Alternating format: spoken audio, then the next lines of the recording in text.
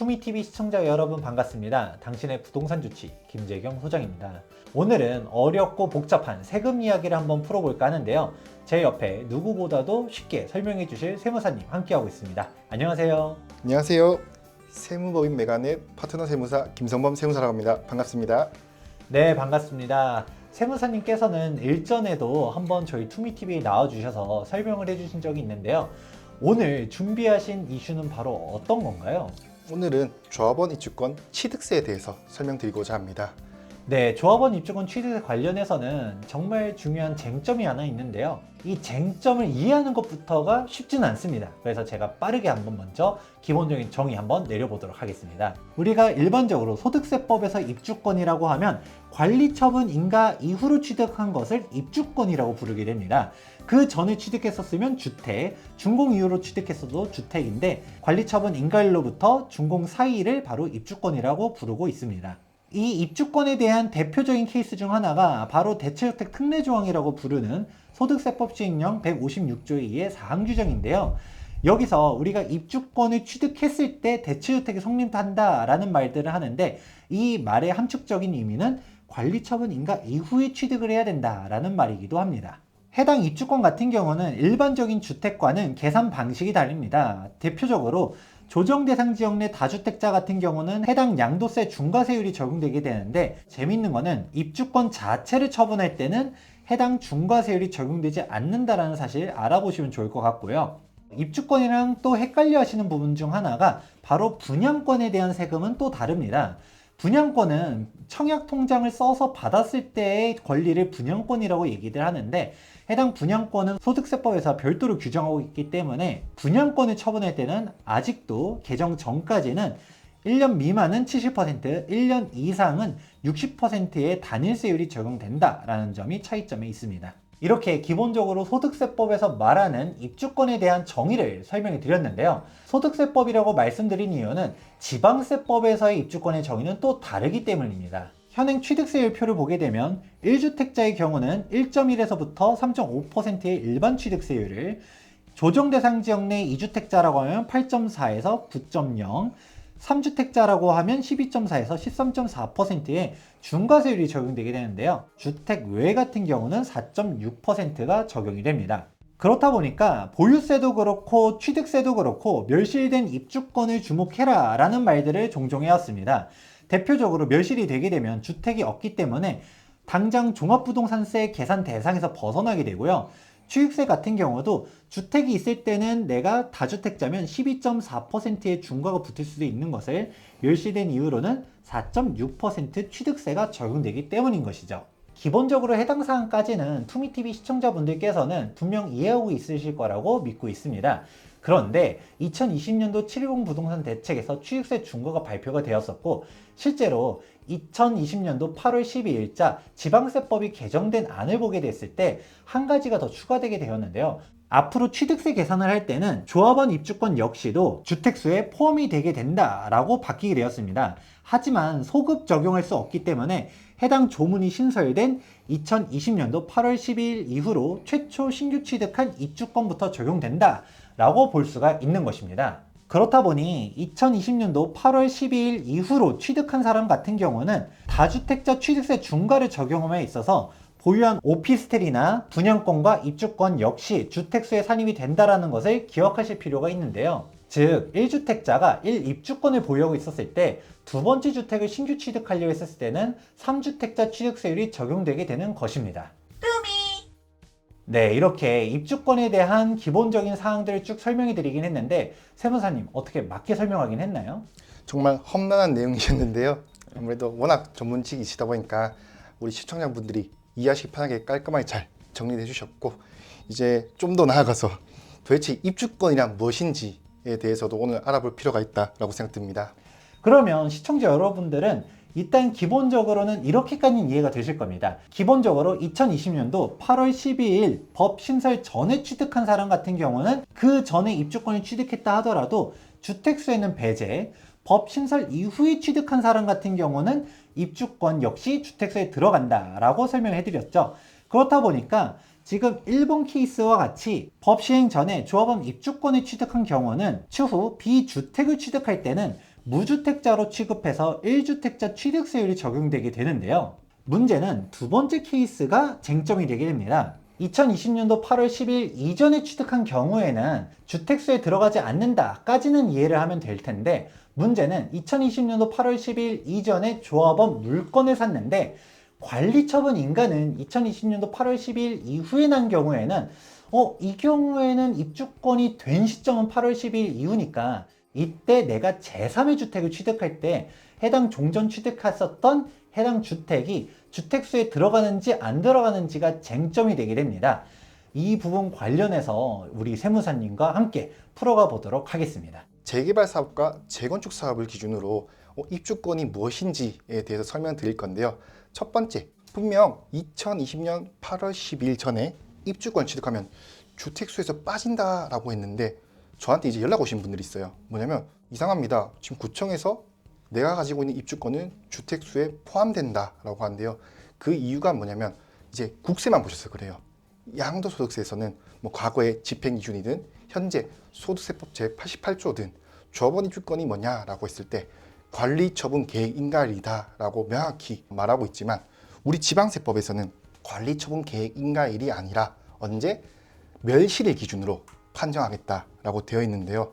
여러분들 아시다시피 우리 정비사업 흐름을 보면 관리처분 계획 인가 안 하고 그 다음에 멸실되지 않습니까? 내가 가지고 있는 입주권이 관리처분 계획 인가는 났지만 멸실은 2020년 8월 10일 이후에 났다면 주택수에 포함되는 것이고요. 그 전에 났다면 제외된다. 이렇게 이해를 해 주셔야 됩니다. 다시 한번 이제 법을 보면서 말씀드리면요. 자, 핵심 내용이 이제 부칙입니다. 이제 부칙 3조에서는 이 법 시행 이후 취득한 입주권부터 주택수요를 포함시킨다라고 되어 있습니다. 이게 첫 번째 핵심 포인트고요. 두 번째, 7조도 눈여겨보셔야 됩니다. 이게 무슨 말이냐면 입주권 취득 자체는 이제 8월 12일 이후에 했습니다. 다만 내가 원조합원으로부터 이 입주권을 사기로 계약을 맺었는데 그 계약일이 2020년 8월 10일 전이라면 그 경우에도 이제 실내 보호를 해줘야 되니까 주택수에서 제외해주겠다. 사례를 통해서 다시 한번 설명드려 보겠습니다. 딱 심플하게 2020년 8월 12일을 기준으로 그 전에 입주권 취득했다? 이런 경우에는 앞서 말씀드린 부칙 3조에 따라서 제외가 됩니다. 그럼 여기서 발생하는 첫 번째 실수가 뭐냐? 내가 취득한 입주권에 대해서 자세히 살펴봤더니 관리처분 계획 인가는 났지만 멸실이 되지 않은 상태에서 2020년 8월 10일 이후에 이제 멸실된 경우가 있는데요. 이 경우에는 이제 안타깝게도 주택수에서 포함되는 문제가 발생합니다. 실제로 이 케이스 때문에 저한테 이제 오신 조합원분들이 몇몇 계시는데요. 경영 청구를 할까 말까에 대한 고민하고 있고 이제 그분들 입장에서도 뭐 앞으로 법이라든지 유권 해석이 바뀔 수도 있으니 일단은 기다려 볼까요? 라는 마음으로 좀 대부분 기다리고 계세요. 그거랑 별개로 지금 보신 분들은 조심하셔야겠죠. 내 입주권이 과연 2020년 8월 10일 전에 멸실됐는지, 그 전에 멸실났다? 그럼 제외. 이후에 멸실됐다? 그러면 내가 가지고 있는 입주권은 주택수에 포함되는구나 라고 이해해 주시면 되겠습니다. 한마디로 정의해보면 우리가 통상적으로 입주권이라고 말하는 것을 관리처분 인가가 난 것을 입주권이라고 말하다 보니까 많은 조합원분들이 관리처분 인가 이후에 입주권을 2020년 8월 12일 전에 샀으면 나는 해당 사항이 없는 줄 알았었더니 지방세법에서는 멸실까지 되어야 입주권이라고 보다 보니 우리가 생각하는 입주권의 정의의 차이 때문에 8월 10일 이전의 입주권이었었냐 이후의 입주권이었었냐 인식 차이가 발생한다는 것이죠. 네, 맞습니다. 8월 10일 전에 계약을 맺었지만 이때 당시에 결국 멸실된 입주권이었냐 아니었냐를 판정하시고요. 만약에 멸실된 입주권이 아니었으면은 이제 매매 계약을 맺었다 한들, 즉 매매 계약을 맺고 8월 10일 이후에 취득했을지라도 여전히 주택수에 포함될 수 있는 리스크가 존재한다. 이 점 꼭 참고하시길 바라겠습니다. 지금까지 말씀드린 게 이제 부칙 제3조에 대한 내용이었고요. 이번에는 부칙 제7조와 관련해서도 설명을 드려보겠습니다. 여기서 핵심은 뭐냐면 내가 입주권을 이 법 시행 이후, 즉 2020년 8월 10일 이후에 취득을 했지만 이 법이 시행되기 전에 이제 조합원으로부터 매매 계약을 맺은 경우에는 소급 적용을 하지 않겠다. 즉 실내 보호를 통해서 주택수에 여전히 제외하겠다라는 규정이 있는데요. 방금 말씀드린 부칙 7조를 사례 두 번째로 설명드려 보겠습니다. A 입주권을 법 시행 전에 계약을 맺고 그 잔금은 법 시행 이후에 취득한 케이스인데요. 이제 취득일만 놓고 보면은 주택수에 포함되겠구나 라고 생각하실 수 있는데, 계약일이 언제인지 봤더니 법 시행 전에 계약을 맺었네. 이런 경우에는 부칙 제7조에 따라 제외될 수 있겠다라는 포인트가 있는데요. 안타까운 사항이 있습니다. 뭐냐? 앞서 말씀드렸다시피 멸실된 입주권을 계약하고, 즉 법 시행 전에 계약하고 잔금은 그 이후에 치른 케이스는 이제 당연히 주택수에서 빠지는데, 대부분 저한테 문의가 오는 거는 계약 당시에는 관리처분 계획 인가는 났지만 멸실이 되지 않은 케이스예요. 그 이후에 취득한 케이스에 대해서 어떻게 할 것이냐를 봤을 때, 이제 지금 대부분 제가 구청에서 몇 군데 소명을 해보니 그 당시에 멸실이 되지 않았으니 주택수에 포함됩니다 라는 이유로 입주권이 포함돼서 중과되신 분들이 꽤 있어요. 그러다 보니까 이제 시청자분들 입장에서는 내가 지금 과거에 가진 입주권이 주택수에 포함될까 안 될까를 고민하실 때 멸실을 우선적으로 보시고요. 그리고 여기에 대한 계약일이 언제인지를 보시면 내가 중과에 대한 리스크가 있는지 없는지를 어느 정도 파악이 가능하실 겁니다. 이번에는 이제 입주권이었다가 언제 주택으로 완공되는 것인가에 대한 설명입니다. 이유는 기본적으로 주택수에 포함된 입주권을 가지고 계신 분들은 지금 말씀드린 내용이 별로 의미가 없어요. 다만 내가 2020년 8월 10일 전에 취득한 입주권으로서 주택수에서 제외된 입주권을 가지고 있었는데, 만약에 이 집이 완공이 되었다. 그러면 언제부터 주택수에 포함될 것인가가 쟁점인데요. 종전 규정에서는 이제 소유권 이전 고시일과 사실상 사용일 중 빠른 날이었는데요. 이게 몇 년 전에 개정이 되면서 이제 준공일과 사실상 사용일 중 빠른 날이 되었다. 이 개정이 의미하는 바가 무엇인지 설명드려 보겠습니다.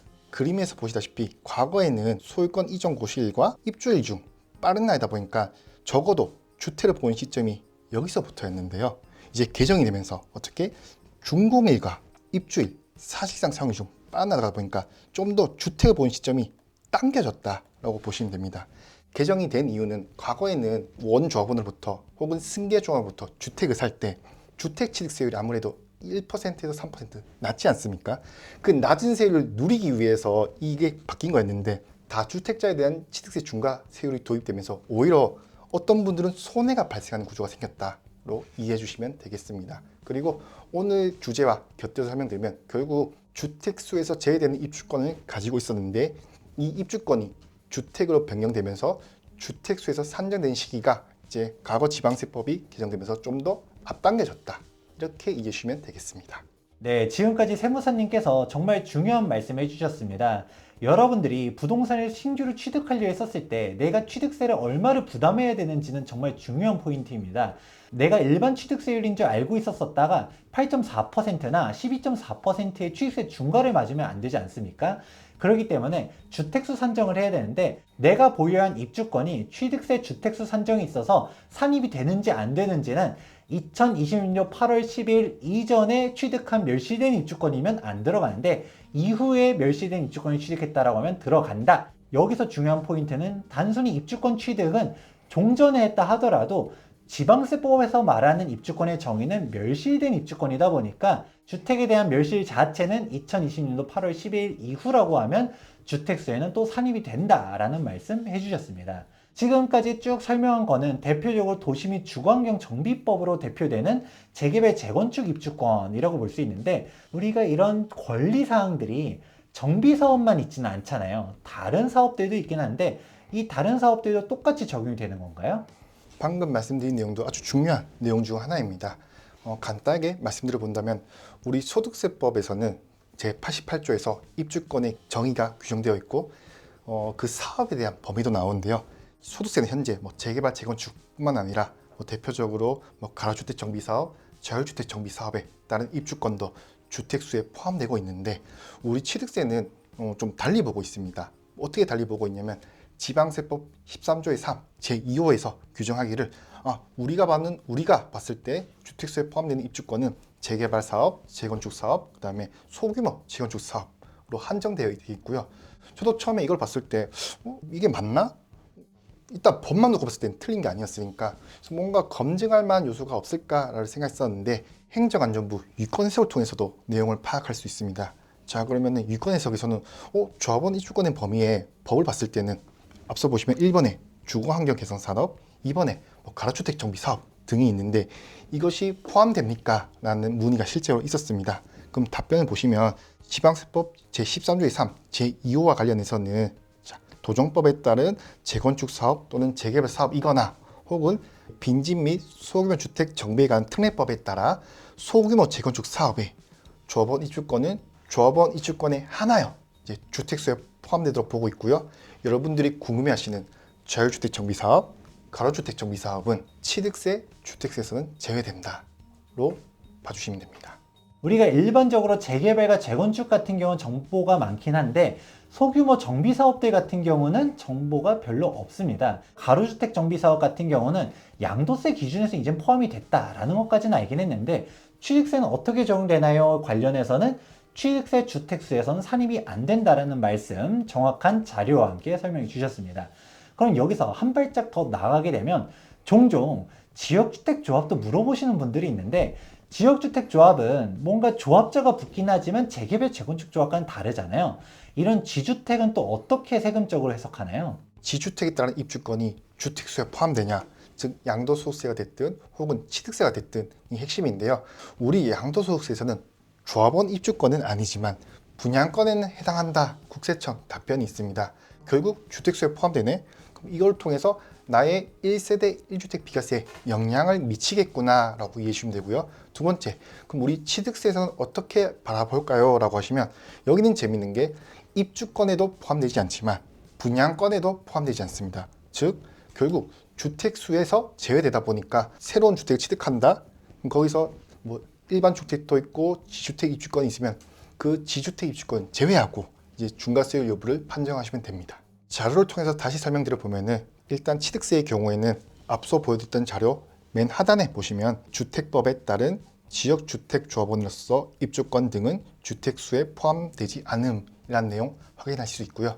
국세청 자료를 통해서도 살펴본다면요. 지역주택조합의 조합원이 주택에 대한 공급계약을 통하여 주택을 공급받는 자로 선정된 지위에 대해서는 분양권에 해당한다라고 답변이 있습니다. 취득세와 다르게 양도소득세는 분양권으로 보고 주택수에 포함되다 보니 나의 비과세 판정에서 좀 불리하게 작용할 수 있겠구나로 이해해 주시면 되겠습니다. 오늘 내용이 아무래도 시청자분들 입장에서는 쉽지 않으셨을 내용 같습니다. 간단하게 요약을 좀 해보자면 첫 번째, 2020년 8월 10일 지방세법이 신설되면서 지방세법 13조의 3 제2호에 따라서 주택조합원 입주권이 주택수에 포함되도록 되었다. 다만 법 시행 전, 즉 2020년 8월 10일 전에 취득한 입주권 혹은 그 전에 매매 계약을 맺은 입주권은 주택수에 제외된다. 세 번째, 여기서 키포인트죠. 지방세법상 입주권이 무엇입니까? 라고 했을 때 지방세법에 정확한 규정은 없지만 이제 행안부 유권 해석을 통해서 멸실일 기준으로 입주권을 판정하고 있다. 이게 핵심 내용입니다. 네, 오늘 내용 정말 중요한 사항입니다. 내가 취득세를 납부하려고 했었을 때 얼마를 내야 되는지 인지를 해야지 신규 주택을 취득할지 말지를 결정할 수 있거든요. 그런데 내가 보유한 입주권이 누군가는 주택세에 들어간다고, 누군가는 들어가지 않는다고 말하다 보니까 정말 많이들 헷갈려 있을 거라고 생각하고 있습니다. 본 영상이 도움되셨다면 좋아요와 구독하기 눌러주시기 바랍니다. 지금까지 부동산 주치 김재경 소장과 김성범 세무사였습니다. 감사합니다.